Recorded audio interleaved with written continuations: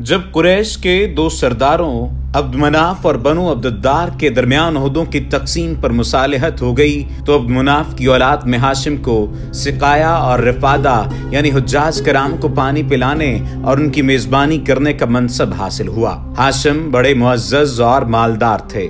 ये पहले शख्स हैं जिन्होंने मक्के में हाजियों को शोरबा रोटी सान कर खिलाने का एहतमाम किया। इनका असल नाम अमरू था, लेकिन रोटी तोड़कर शोरबे में सानने की वजह से इनको हाशिम कहा जाने लगा, क्योंकि हाशिम के मानी हैं तोड़ने वाला। फिर यही हाशिम वो पहले आदमी हैं जिन्होंने कुरैश के लिए गर्मी और जाड़े के 2 सालाना तिजारती सफरों की बुनियाद रखी।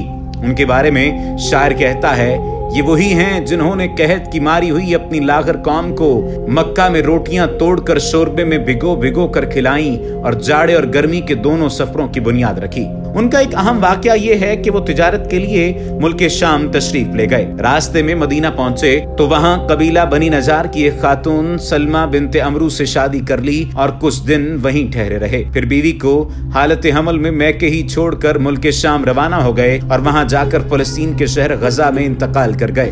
उधर सलमा के बतन से बच्चा पैदा हुआ।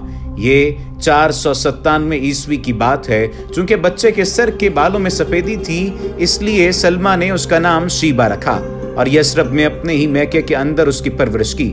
आगे चलकर यही बच्चा अब्दुल मुत्तलिब के नाम से मशहूर हुआ। जब शैबा यानी अब्दुल मुत्तलिब अलैहिस्सलाम 7 या 8 बरस के हो गए तो उनके चचा मुत्तलिब को उनका इल्म हुआ और उन्हें लेने के लिए रवाना हुए। जब यसरब के करीब पहुंचे और शीबा पर नजर पड़ी तो इश्कबार हो गए और उन्हें सीने से लगाया और फिर अपनी सवारी पर पीछे बिठाकर मक्का के लिए रवाना हो गए।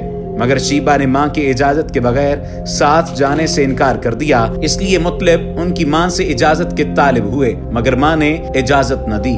आखिर मुत्तलिब ने कहा कि ये अपने वालिद की हुकूमत और अल्लाह के हरम की तरफ जा रहे हैं। इस पर मां ने इजाजत दे दी और मुत्तलिब उन्हें अपने ऊंट पर बिठाकर मक्का ले आए। मक्के वालों ने देखा तो ये कहा, ये अब्दुल मुत्तलिब है यानी मुत्तलिब का गुलाम है। मुत्तलिब ने कहा, नहीं नहीं, ये मेरा भतीजा है यानी मेरे भाई हाशिम का लड़का है। फिर शैबा ने मुत्तलिब के पास परवरिश पाई और जवान हुए। जब मुत्तलिब की वफात हो गई और उनके छोड़े हुए मनासिब अब्दुल मुत्तलिब को हासिल हुए, अब्दुल मुत्तलिब अलैहिस्सलाम ने अपनी कौम में इस कदर शरफ व एजाज हासिल किया कि उनके आबाओ अजदाद में भी कोई उस मकाम को ना पहुंच सका था। कौम ने उन्हें दिल से चाहा और उनकी बड़ी इज्जत व कदर की। अल्लाह ने अब्दुल मुत्तलिब को ये एजाज बख्शा कि उनके एक पोते मोहम्मद सल्लल्लाहु अलैहि वसल्लम को खत्मुर रसूल बनाया और दूसरे पोते अलीउल मुर्तजा अलैहिस्सलाम को इमामत का ताजदार। अब्दुल मुत्तलिब के जमाने तक जमजम का कुआं बंद हो चुका था और अहले मक्का उसका मकाम भी भूल चुके थे। एक रोज अब्दुल मुत्तलिब ने ख्वाब देखा कि उन्हें जमजम का कुआं खोदने का हुक्म दिया जा रहा है और ख्वाब ही में उन्हें इसकी जगह भी बताई गई। उन्होंने बेदार होने के बाद खुदाई शुरू की